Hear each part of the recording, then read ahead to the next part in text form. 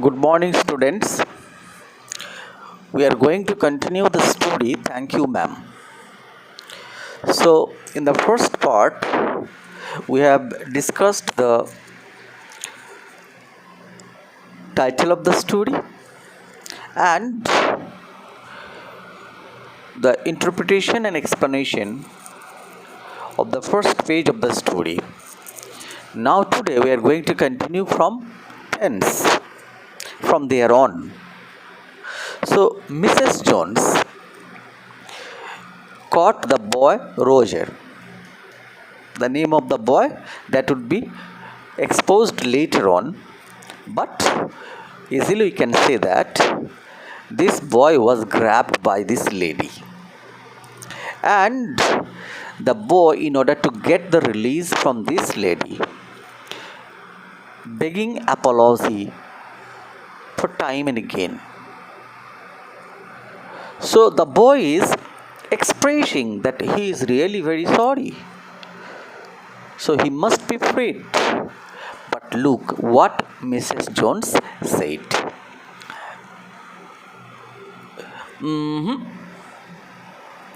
This is an expression.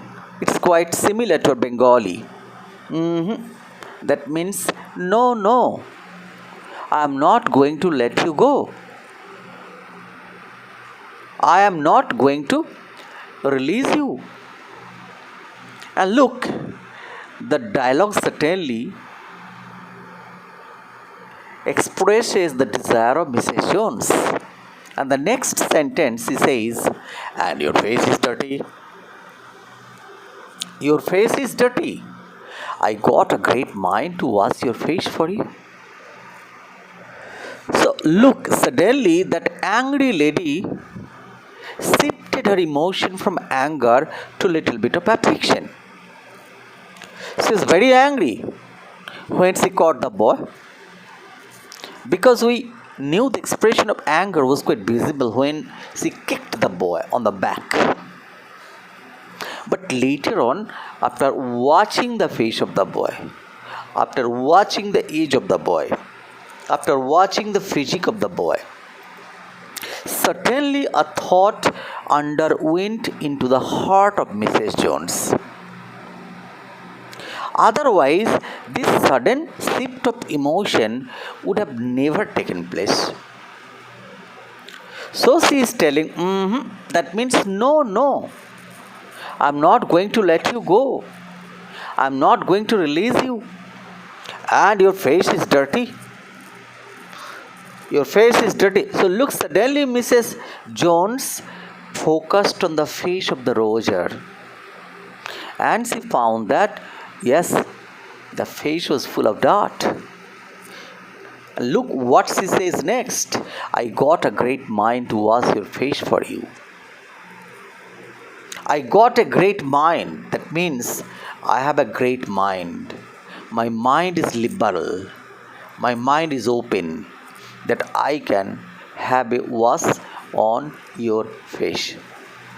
So this is a central point of the story, where the story actually turns into the psychological level, not on the part of Mrs. Jones, but also on the part of Roger. Have you ever found anyone that after catching a thief, after catching a snatcher, one could say like that? That my mind is open, my mind is liberal, I can give you a wash on your face. So this is not a story of face wash. This washing face is an image. The image is not only the washing of the face, but also the washing of the mind, washing of the heart. So we can say quite clearly that this is a story of cleansing a disturbed psychology.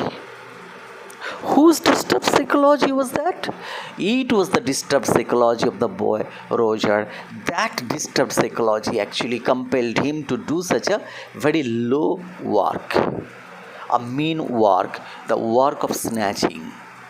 So Mrs. Jones says, I got a great mind. So certainly she is exposing the desire. What is the desire? The desire is to cleanse the morality of the boy, to cleanse the heart of the boy, to cleanse the conscience of the boy. So she is telling, I got a great mind. She is making herself a different lady who is not likely to let go Roger so easily. Look, now one after another,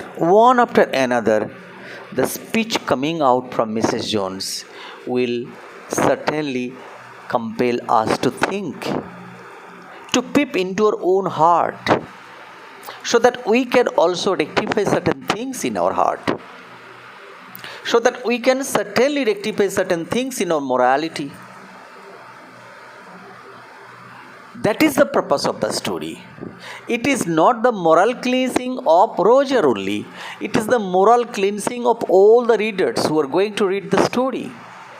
So we must look into the very derailed world, the derailed little boys and girls with a new vision, with a new look, the look of sympathy, the look of love, the look of care. That is the purpose of the story. And you got nobody home to tell you to wash your face? Another dialogue of Mrs. Jones telling her nobility, telling about her nobility. And you got nobody home. And means, are you not? Are you not there in your home? Got somebody who could say that your face is dirty? And you got nobody? So look, there is one American inflection, one American slang. Slang doesn't mean the use of bad language in our Indian. Actually, Indian use of language, we use the slang as if kind of dirty language, invectives, all these things. But slang means defect in language, defect in speech. And you got nobody. Look, there is two negative, and nobody. So in America, these kind of deliberate inflections are used in language. And this is an typical American slang. You cannot find that London speaker uses two negatives at a stretch. Had it been London English, certainly it would have been, and you got anybody home. But in America, they use double negative. The meaning becomes different, but this is a speech defect that prevalent in America. So we cannot rectify it. Certain countries are there, they speak in their own way.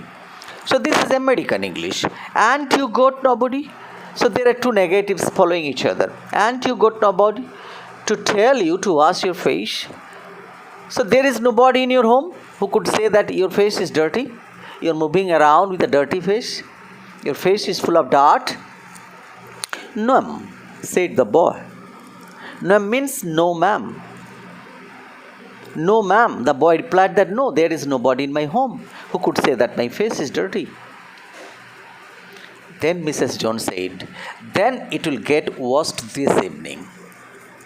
Then it will get worse this evening. That means this evening I am going to give you a wash on your face. I am not letting you go. If there is nobody in your home, or if there is nobody telling you that your face is dirty at home, then certainly I am there. I shall wash your face. So Mrs. Jones took up the job by herself to cleanse the boy. She is taking up the job by herself. So look, you cannot criticize the society. The society is full of dirt. The society is dirty. You cannot say that. It's your society. If the society is dirty, certainly you have a responsibility rather, to clean it, to remove the dirt. Whatever part you can play. A little bit of part, certainly, that's enough. So there must be an active part on your part.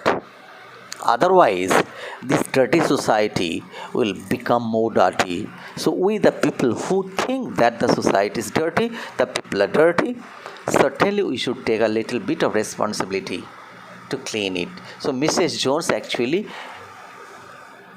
opening our eyes. We all around do certain things that are not good. We always find certain people who are not good. But did we do any try to rectify them? Did we make any effort to transform them? Never. So our approach was also not at all correct. Look at Mrs. Jones. She is telling that if there is nobody at home to clean your fish in your home, then certainly I am going to take up the responsibility. I shall give you a wash. So she is telling, then it will get washed this evening, said the large woman, starting up the street. Now she resumed the walk. Starting up the street, she started walking with the boy Roger. How was the boy being carried by Mrs. Jones? Was dragging. Mrs. Jones was dragging the frightened boy. Dragging means pulling by the shirt front.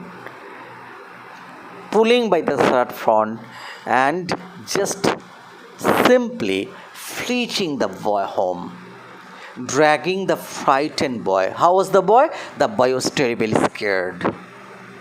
Scared by the fearful boy behind her. So Mrs. Jones walking in front and she was pulling by her hand the boy Roger. She was holding the boy by shirt front. He looked as if he were 14 or 15. The boy, how was the boy? This is being described here. The boy appears to be. You cannot know the exact age of the boy because there is no query on that front. Nobody asks the boy, how old are you? So Mrs. Jones dragged the boy, and from the appearance of the boy, from the very look of the boy, we could assume, we could anticipate, we could make a little bit of guess that the boy seems to be 14 or 15. It's a hypothetical calculation of the age. This is not the exact age, that is why 14 or 15. So we are making an assumption from the look of the boy that the boy seemed to be 14 or 15.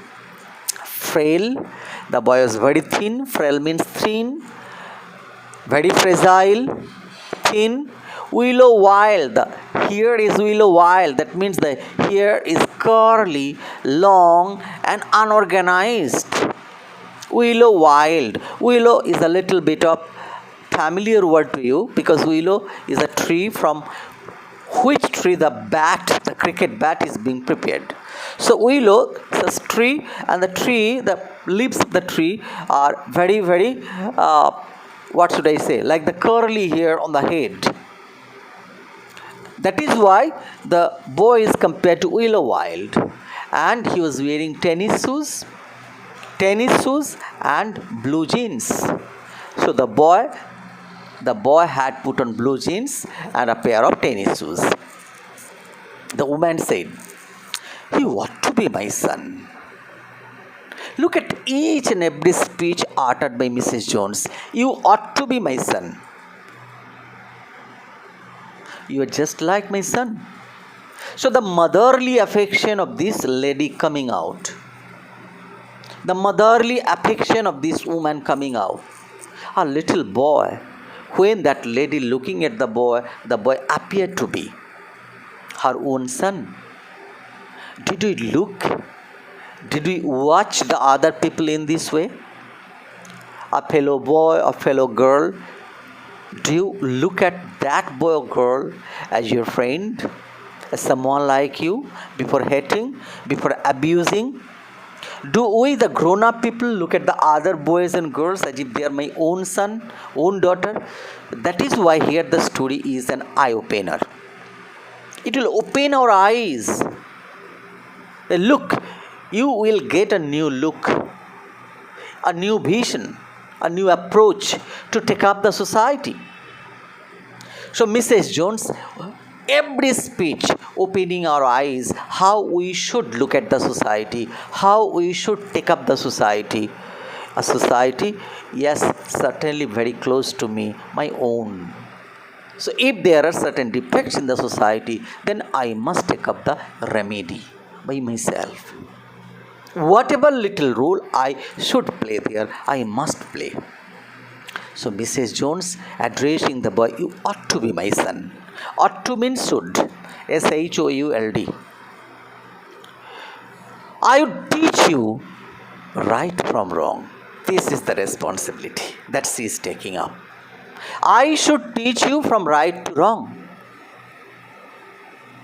I should teach you right.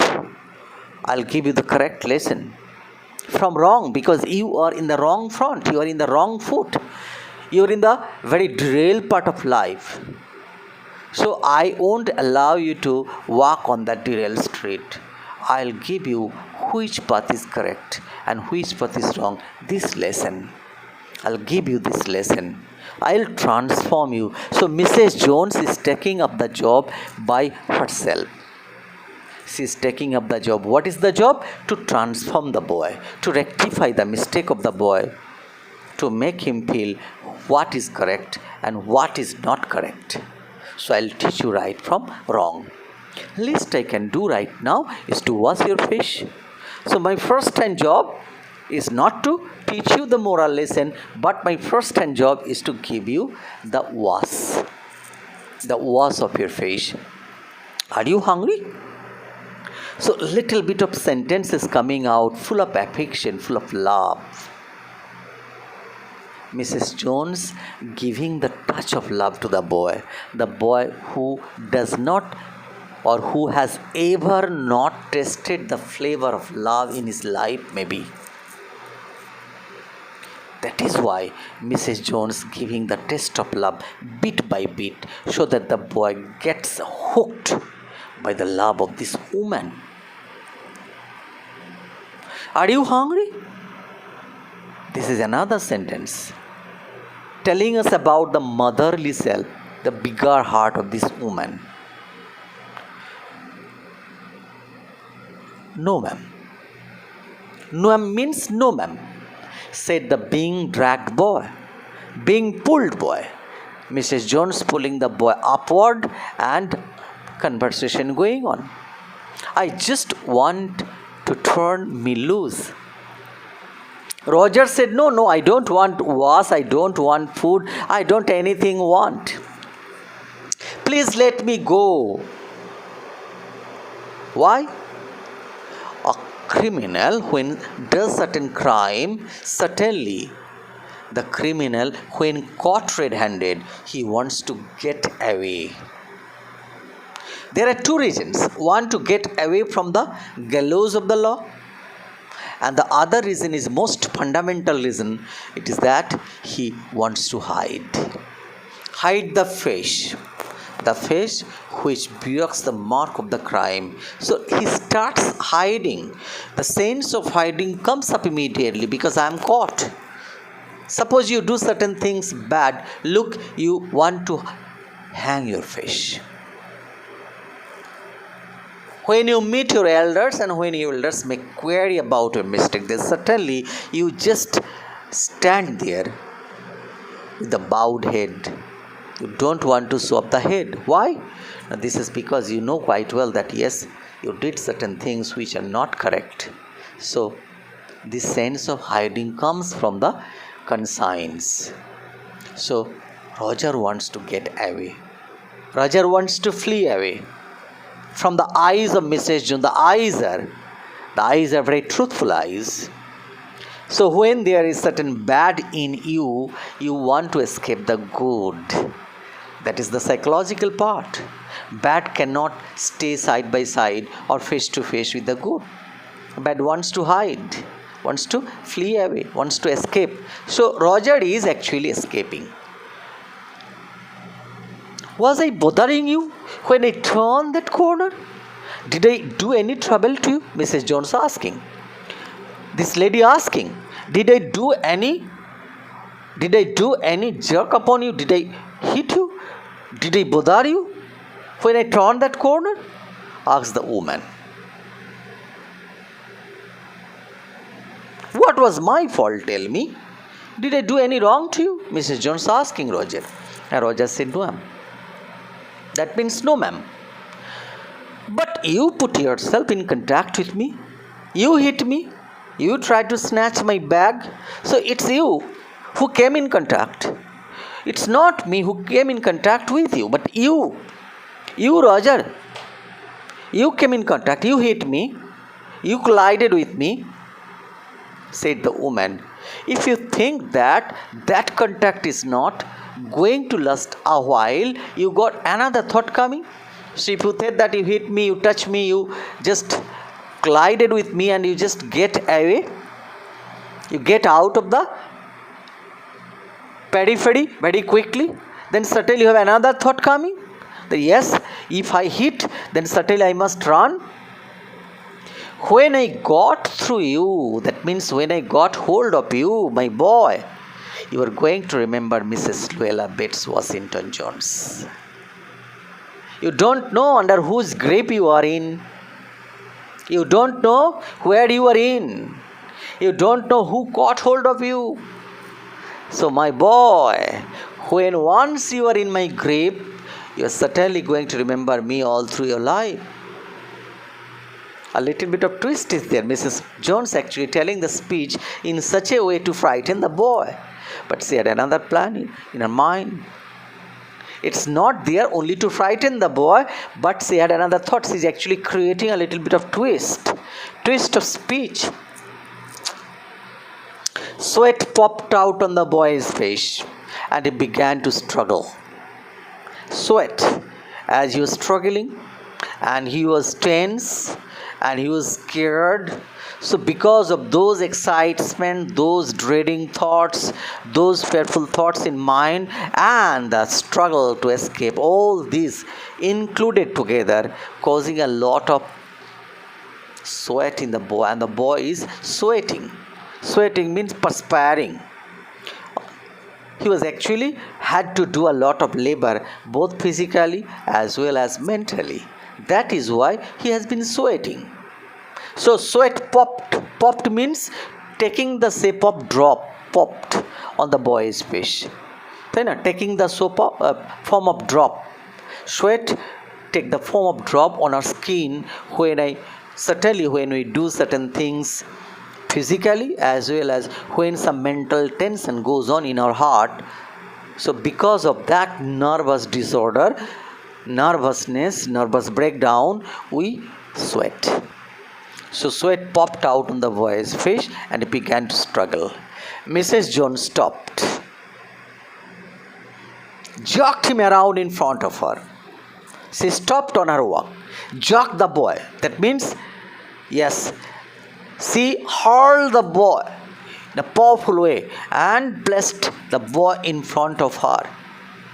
Put a half Nelson about his neck. Half Nelson means to hold the neck from the back with the grip of the hand. Half Nelson is actually the posture in a wrestling match, when the opponent wrestler holds the neck from behind of another wrestler. This grip from behind the neck is called half Nelson. So half Nelson is a term of wrestling match.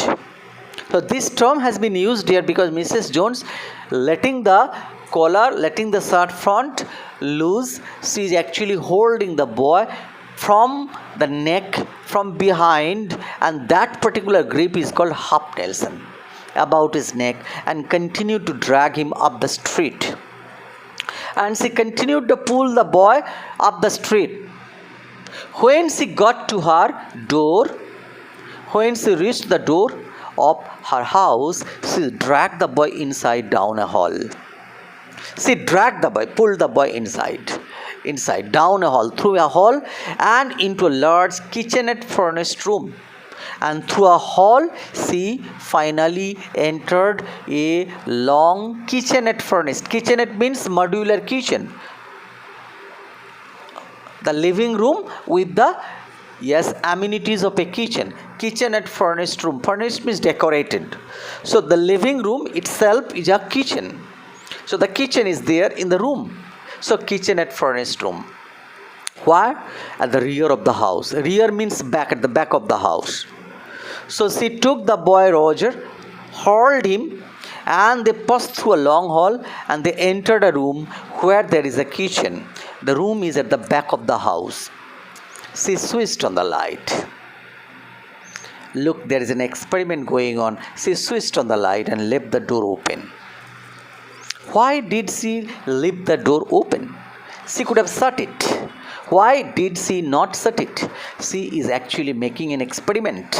Whether the little bit of love that she added in the life of Roger did work at all or not.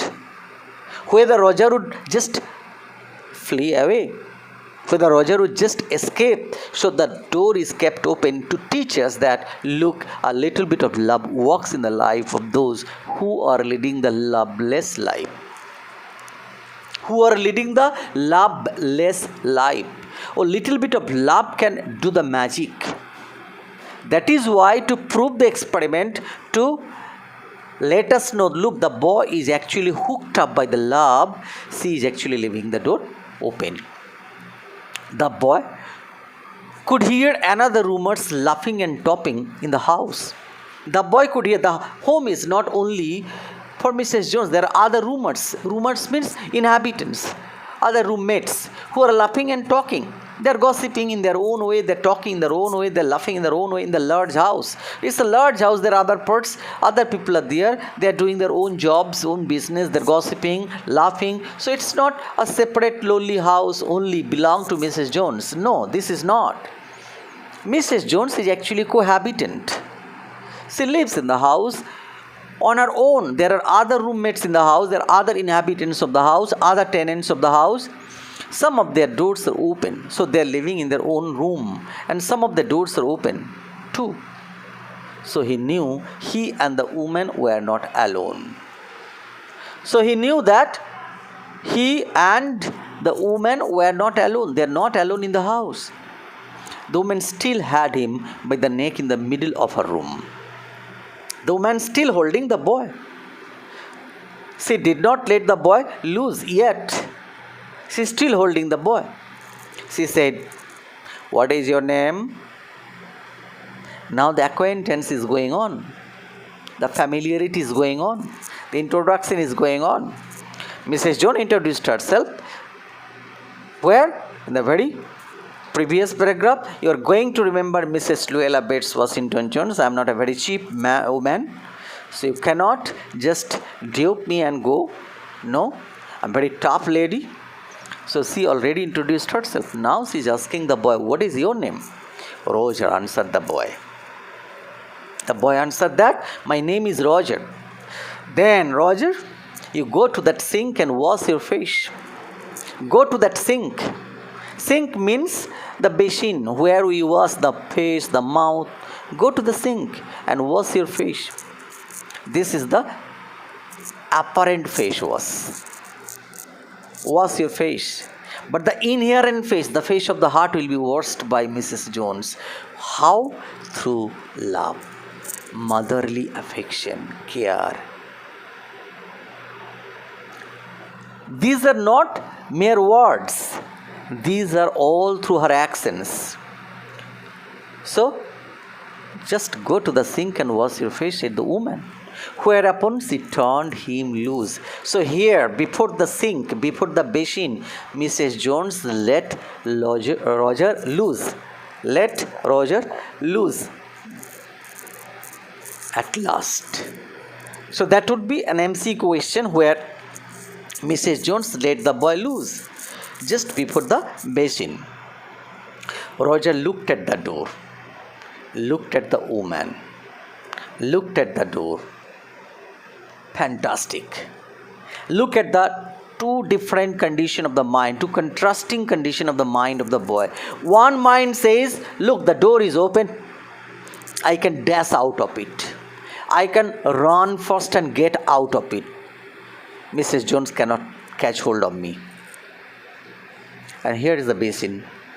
If I wash my face. And this owner of the house, Mrs. Jones, she might take a lot of care of me. So in one front there is love, and the other front there is freedom. The freedom. the going back to his own life. What does man choose? Man chooses always not the freedom but love. So look, this boy is watching, looking at the open door and contemplating, thinking deeply. Should I run? Should I run and get out of this woman? And again watching, looking at Mrs. Jones, the source of love. Or should I stay with her and enjoy more love? Should I stay with her and make my life fruitful? So two options, the door and Mrs. Jones. So the boy is looking here and there, here and there. Look at the psychological crisis portrayed by the story writer in such a lovely way.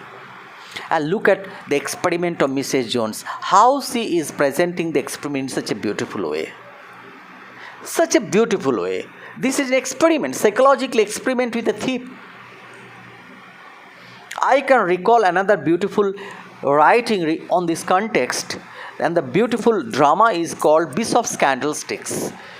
If you have ever read of this very small drama, it's such a fantastic drama, and the same treatment was there. The same treatment was there. The lesson of love cannot be imposed. The lesson of love should be felt. So let the other party to feel it. But we see people around, they tell about their love. You can hear so many people say, we love you, I love you, all these things, but they actually hardly love. The love cannot be uttered. Love cannot be spelled out. It's a stupid concept. If you shout at your highest pitch of voice, nobody will trust. But you keep on doing your work silently as your mom does or as your dad does. Your dad, mom, they never always tell you, I love you, I love you, I love you. But you know, if anybody on the earth loves me most, and she is none but my mother. Why? Because those loves are expressed not in words but in action only. Love should never be expressed in words. Love, true love, certainly true love is expressed only through actions. And Mrs. Jones is doing that. And Roger could feel it. That is why after looking at the door and looking at woman, what option did he choose? Dekho, last sentence. Went to the sink. The boy went to the sink.